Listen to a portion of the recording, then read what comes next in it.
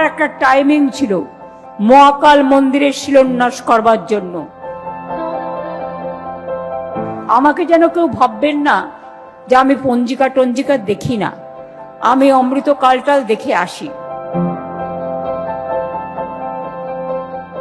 আজকে সেই মহাকালের মহাতীর্থের শিলান্যাস আপনাদের আশীর্বাদে।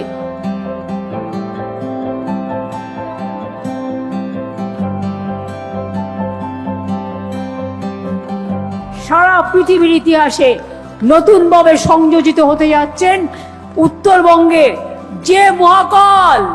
হে মহাকাল, হে ভৈরব, হর হর মহাদেব, রক্ষা করো মহাদেব, হর হর মহাকাল, রক্ষা করো মহাকাল।